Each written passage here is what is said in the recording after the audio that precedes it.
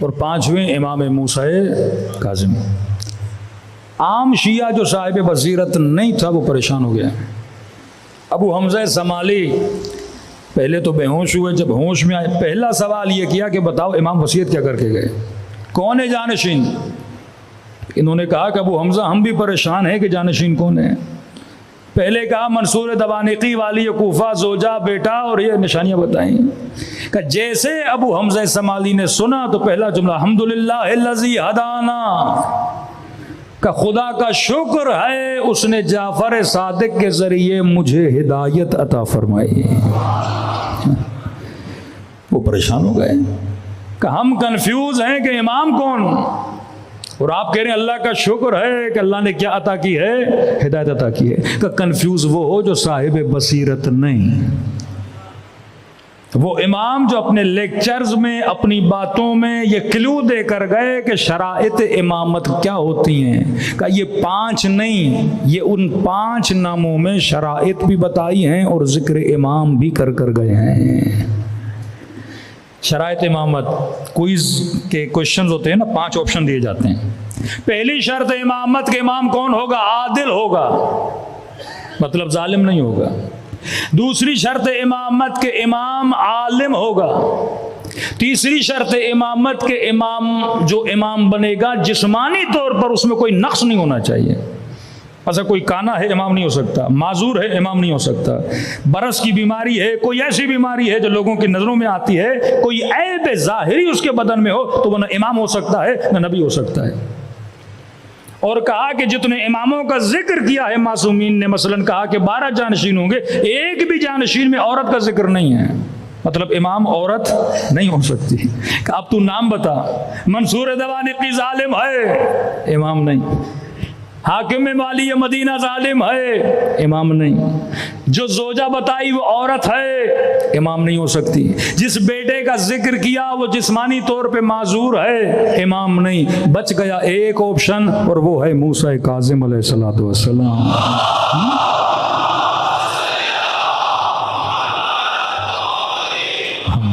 اجل کر جاؤں، یعنی پہلے کلو بتا دیتے ہیں۔ آج مومن پریشان، مولانا کس کو مانے کس کو نہ مانے۔ کسی جوان نے کہا کہ مولانا امیر المومنین کے زمانے میں لوگ تھے، علی کو دیکھ کے حق سمجھ آ گیا، حسن کو دیکھ کے حق سمجھ آ گیا، آسان تھا۔ امام حسین کو دیکھا، کربلا میں چلے گئے، مولا کی مدد کی، آسان تھا۔ امام زین العابدین کے امام تو تھا، کہ ہم کیا کریں اگر امام پردے غیب میں ہے، ہم کیسے بچیں؟ اگر امام ہوتے میں امام کے پیچھے چلتا۔ آج اتنے فرقے، اتنی باتیں، اتنے نظریے، مولانا ہم جائیں تو کہاں جائیں؟ میں نے کہا علی نہیں تو کیا ہوا، علی کی باتیں تو ہیں۔ مولا حسن نہیں تو کیا ہوا، وہ باتیں، وہ کلو، وہ با بصیرت کی بصیرت بننے کی نشانیاں جو معصوم نے بتائی ہیں وہ تو تمہارے اندر موجود ہیں۔ اب یہ اور بات ہے میں پڑھتا نہیں، مجھے ہر چیز کلیئر اینڈ کٹ چاہیے، ایسا تو نہیں ہو سکتا۔ ابو حمزہ سمالی نے اسٹڈی کیا، تفسیر قرآن کا درس دے رہے تھے، شرائط امامت کا پتہ تھا۔ یا سادہ شیعہ ہوتا منصور دوانقی کے پیچھے چلا جاتا، اور سادہ ہوتا حاکم کے پیچھے جاتا، اور سادہ ہوتا امام کے معذور بیٹے کے پیچھے چلا جاتا، لیکن جو صاحب بابصیرت تھا وہی حقیقی امام کے دروازے پر پہنچ جاتا۔ یہی معاملہ امام رضا کے بعد ہوا۔ امام جواد کی عمر 7 سال، یہ پہلی مرتبہ شیعت پر امتحان آیا کہ ایسا امام بنا جو جسٹ 7 ایئرز کا امام ہے، پرانا مولا کا صحابی، لیکن بصیرت کم تھی۔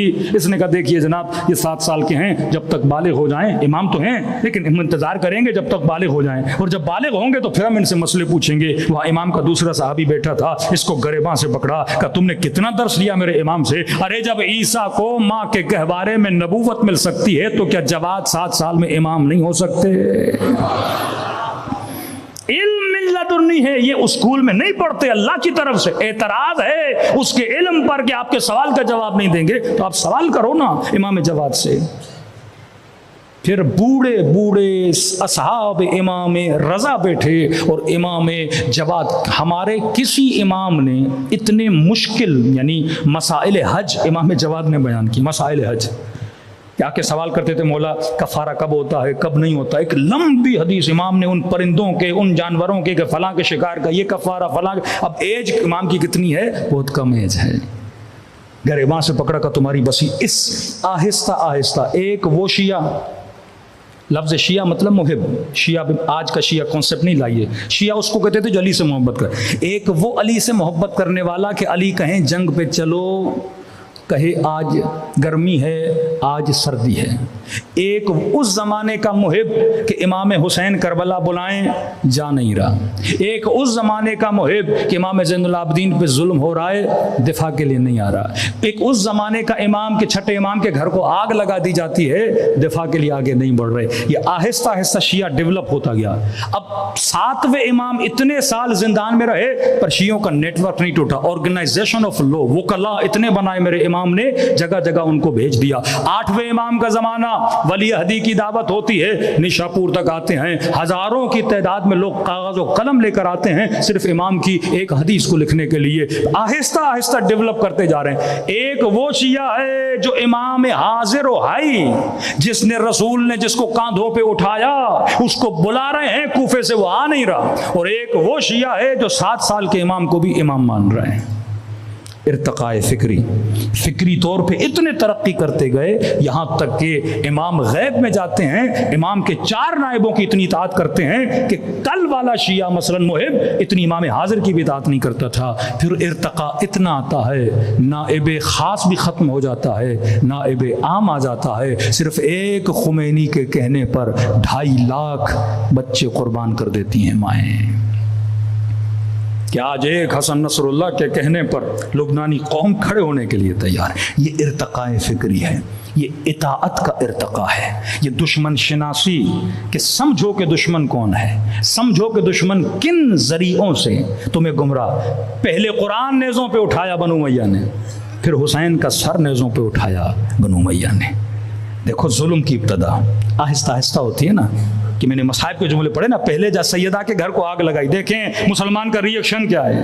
سیدہ کو حق نہ دیا، دیکھیں مسلمان کا ری ایکشن کیا ہے. مالک ابن نمیرہ کو قتل کیا، دیکھیں امت کا ری ایکشن کیا ہے. خلیفہ کشی شروع ہوئی، دیکھیں امت کا ری ایکشن کیا ہے. دوسرے کو مارا، تیسرے کو مارا، امیر المومنین کو شہید کیا، امت کا ری ایکشن دیکھیں کیا ہے. ظلم بڑھتا گیا. جب یہ امت بالکل خاموش ہو گئی، اب یہ جرت پیدا ہوئی کہ حسین کے سر کو کاٹ کے لوگ کے نیزہ پہ کھڑا کر دیا. امت خاموش تماشائی کھڑی تھی. ظلم کم سے شروع ہوتا ہے اور آخر میں ختم ہوتا ہے. تبھی خدا نے قرآن میں کہا میں بھی اس قوم کی حالت کو نہیں بدلتا جو خود اپنی حالت کو نہیں بدلتی.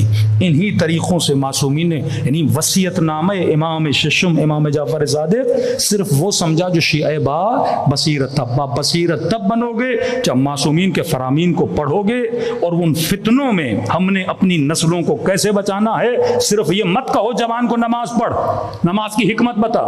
صرف اپنی بیٹی کو نہ کہو کہ حجاب کر، حجاب کی حکمت بتا کہ اس کے فائدے کیا ہیں. شراب نہ پی، نہیں، یہ سمجھاؤ کہ شراب پینے کے نقصانات کیا ہیں. یہ سمجھاؤ کہ اس حیوان کو کھانے کے نقصانات کیا ہیں. نامحرم سے تعلق کا نقصان کیا ہے. موسیقی، گانا بجانا، یہ ڈانس کے پروگرامز، یہ مکس گیدرنگ کتنا ہمارے روح پہ گندا اثر چھوڑتی ہے. جب تک آپ نسلوں کو سمجھاؤ گے نہیں، باتوں کو ہضم کرواؤ، دین کو چبا چبا کے نسلوں کو سمجھاؤ تاکہ کل کوئی دشمن، یہ بچہ جو نمازی تھا کہ مولانا یونیورسٹی کیا خراب ہو گیا، یہ بچی جو با حجاب تھی کہ ہم نے یورپ پڑھنے کے لیے بھیجا، حجاب اس نے اتار دیا، کیوں وہ نہ گمراہ ہوئے شامیوں کے زمانے میں؟ کیوں سامنے موت کو دیکھ کے بھی حجر بن عودہ نے امیر المومنین کو نہیں چھوڑا؟ آج اتنا سستا ہو جاتا ہے یہ جوان، تھوڑی سی گناہ کی دعوت پہ خود کو بیچ دیتا ہے کیونکہ ہم نے اس کی بنیادوں کو مضبوط نہیں کیا، ہم نے اسے بابصیرت نہیں بنایا. صلوات پڑھے محمد و آل محمد.